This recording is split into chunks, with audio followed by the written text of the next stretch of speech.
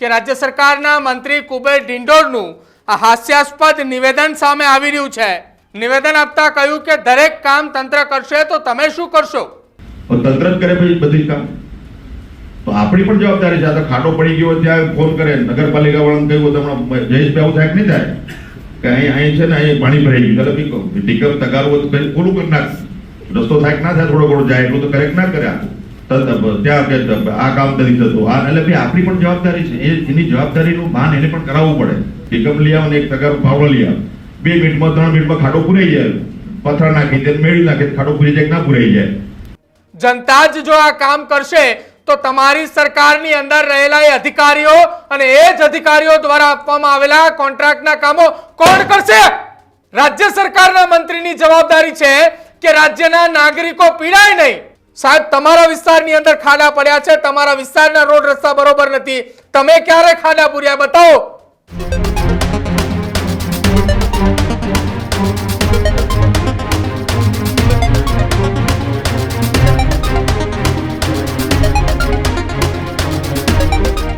નમસ્કાર, આપ જોઈ રહ્યા છો ન્યૂઝ રૂમ ને આપની સાથે હું છું પ્રદીપ। સમાચાર રાજ્ય સરકારના મંત્રીના હાસ્યાસ્પદ નિવેદનને લઈને છે। રાજ્ય સરકારના મંત્રી કુબેરભાઈ ડિંડોર કે જેમણે એક એવું નિવેદન આપ્યું કે જેની ચર્ચા હવે ગુજરાતની અંદર થઈ રહી છે। સરકારના મંત્રી આ નિવેદન આપે એટલે એ તમામ લોકો વિચારી રહ્યા છે કે રાજ્ય સરકારના મંત્રી કુબેર ડિંડોરનું આ હાસ્યાસ્પદ નિવેદન સામે આવી રહ્યું છે। મંત્રી કુબેર ડિંડોરનું એ નિવેદન કે જે પંચમહાલ ખાતે કાર્યક્રમ દરમિયાન આપવામાં આવ્યું હતું કે સ્થાનિક રોડ રસ્તાને લઈને જે પ્રશ્નો ઉદ્ભવી રહ્યા છે, ખરાબ રોડ રસ્તાને લઈને આ મંત્રીનું નિવેદન છે। નિવેદન આપતા કહ્યું કે દરેક કામ તંત્ર કરશે તો તમે શું કરશો? આ એ નિવેદન રાજ્ય સરકારના મંત્રી કુબેરભાઈ ડિંડોરનું છે। જનતાએ અમુક કામ જાતે કરવા પડશે અને જો જાતે એક પાવડો અને કોદાળી લઈને નીકળી પડશો તો પણ કામ થઈ જશે। આરએનબીના અધિકારીઓ એકબીજા ઉપર ખો આપતા રહેશે, કામ લંબાય એની કરતા જાતે કરી લેવું એ ખૂબ સારું કહેવાય। આ નિવેદન રાજ્ય સરકારના મંત્રી એ કુબેર ડિંડોરે આપી છે। ખાડાની ફરિયાદ કરવા કરતા જાતે કરી લેવું, તગારું અને પાવડો લઈ જાતે સરખું કરી લો, આ નિવેદન એ રાજ્ય સરકારના મંત્રી કુબેર ડિંડોરે આપ્યું છે।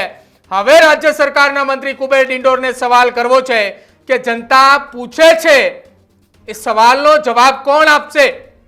ખાડા પડે છે તો એ તમારા જ આપેલા કામોની અંદર એ ભ્રષ્ટાચાર થાય છે એટલે ખાડા પડે છે। જનતા જ જો આ કામ કરશે તો તમારી સરકારની અંદર રહેલા એ અધિકારીઓ અને એ જ અધિકારીઓ દ્વારા આપવામાં આવેલા કોન્ટ્રાક્ટના કામો કોણ કરશે?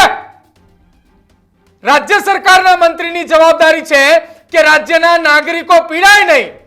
રાજ્યના મુખ્યમંત્રી ભૂપેન્દ્ર પટેલ એ સરકારના તમામ અધિકારીઓને સૂચનાઓ આપે છે કે તમારા પ્રભારી મંત્રીના એ વિસ્તારની અંદર જાઓ, દરેક કામો એ યોગ્ય થઈ રહ્યા છે કે નહીં એની ચકાસણી કરો અને તમે એમ જવાબ આપો છો કે દરેક કામ તંત્ર કરશે તો તમે શું કરશો? કોઈ જગ્યાએ ખાડા પડ્યા હોય તો તગારું ને પાવડો લઈ ખાડો પૂરી દો। સાહેબ, તમારા વિસ્તારની અંદર ખાડા પડ્યા છે, તમારા વિસ્તારના રોડ રસ્તા બરોબર નથી, તમે ક્યારે ખાડા પૂર્યા બતાવો। તમે કોઈ દિવસ મંત્રી બન્યા બાદ તમારા વિસ્તારની મુલાકાત લીધી?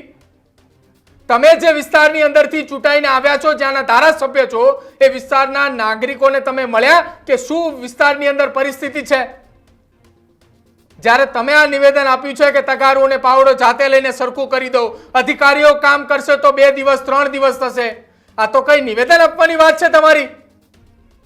રાજ્ય સરકારના એક મંત્રી છો, ગુજરાતની 7.5 કરોડની જનતાના તમે એક ચૂંટાયેલા પ્રતિનિધિ તરીકે એક રાજ્ય સરકારના જવાબદાર મંત્રી છો।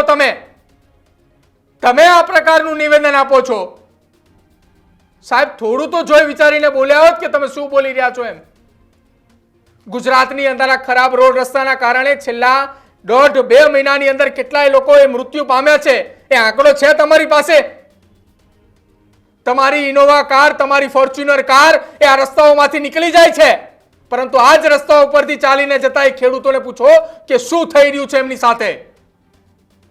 એમના ટેક્સના પૈસાનો તમે પગાર લઈ રહ્યા છો, એમના ટેક્સના પૈસા એ મન ફાવે એમ તમે વેડફી રહ્યા છો અને તમે કહો કે જે જનતા પાસેથી તમે ટેક્સ લો છો એ જ જનતા પાવડો અને કોદાળી લઈ, પાવડો અને તગારું લઈ જાતે રોડ રસ્તા બનાવે, તો શું જરૂર છે આ સરકારની? અમારે જુઓ, સાંભળો તમે રાજ્ય સરકારના મંત્રી કુબેર ડિંડોરે બફાટ કરતા શું નિવેદન આપ્યું ને. લાઈટ સાંજે ચાલુ થઈ ને લોકો જાડો કાપીને ઘરે લઈ ગયા, કામ થઈ ગયું.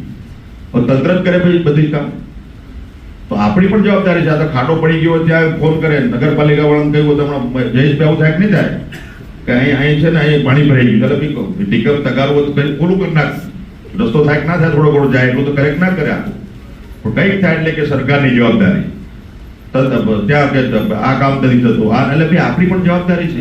એની જવાબદારીનું ભાન એને પણ કરાવવું પડે. એટલે મેં પેલા કીધું કે પેલો ખાડો પડી ગયો, મેં ફોન કર્યો, પછી કીધું હું આવું છું, ટીકમ તગારું તૈયાર રાખ, અરે ટીકમ લઈ આવ ને એક તગારું પાવડો લઈ આવ, 2 મિનિટમાં 3 મિનિટમાં ખાડો પુરાઈ જાય, પથ્થર નાખી દે, મેળી નાખે, ખાડો પૂરી જાય ના પુરાઈ જાય. એટલે મેં એને ફોન કરીને એવું કહ્યું, પછી એ લોકો 3-4 પૂરી દીધો. હવે એના માટે પાછું આરએમબી કહું તો આરએમબી વાળો કે સાહેબ હું પેલા મોકલું, પેલો પછી બીજા ફરતો, 2 દાડાથી જંગ એટલા 2 બાઈક વાળા અંદર પડે, નુકસાન થાય કે ના થાય. એટલે આપણી પોતાની પણ જવાબદારી છે. આપણો નાગરિક ધર્મ જે છે, આપણો મૂળભૂત ફરજો જે હકો છે, આ સંવિધાનમાં જે હક ને અધિકાર આપ્યા છે, આ તો પેલો હક ને અધિકાર આપ્યા છે એની વાત કરે છે, હક ની વાત કરે છે, પણ આપણી ફરજો છે એને કોઈ વાંચતા નથી. આપણી નાગરિકની મૂળભૂત ફરજો હકો આ પણ છે. તમે જેને સાંભળ્યા ને રાજ્ય સરકારના મંત્રી છે, એમને નિવેદન આપતા કહ્યું કે આપણી પણ કેટલીક ફરજ છે, આપણે કોઈને ફોન કરીએ, આપણે નગરપાલિકાના પ્રમુખ અથવા કોઈ વ્યક્તિને ચૂંટાયેલા પ્રતિનિધિ જેને ફોન કરીએ, પહેલા આપણે પોતાની આપણી એ નાગરિક તરીકેની ફરજ સમજીને તમારે ખાડા બુરવા જોઈએ.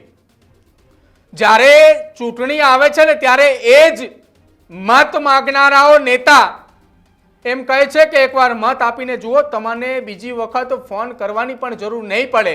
આ વાયદાઓ તમે જો ભૂલી ગયા હોય ને તો એ વાયદાઓ યાદ કરી લેજો. રાજ્ય સરકારના મંત્રી તરીકે તમે જવાબદાર નાગરિક છો અને તમે જો આ પ્રકારનું નિવેદન આપતા હોય તો આવનારા સમયની અંદર ગુજરાતના એ તાલુકા પંચાયતના પ્રમુખ હોય કે જિલ્લા પંચાયતના પ્રમુખ હોય એ પણ એમ કહેશે કે આવડી નાની નાની સમસ્યાઓ માટે ફોન નહીં કરવાના, જાતે કામ કરી લેવાના. શું આ માટે તમે આ નિવેદન આપ્યું છે? ગુજરાતની 7.5 કરોડની જનતાનો એ ભરોસો એ સરકાર ઉપર છે અને એ જ સરકારના એક મંત્રી તરીકે જો તમે આ નિવેદન આપી રહ્યા છો તો ગુજરાતની જનતાએ પણ વિચારવું પડશે કે તમે શું કરી રહ્યા હતા.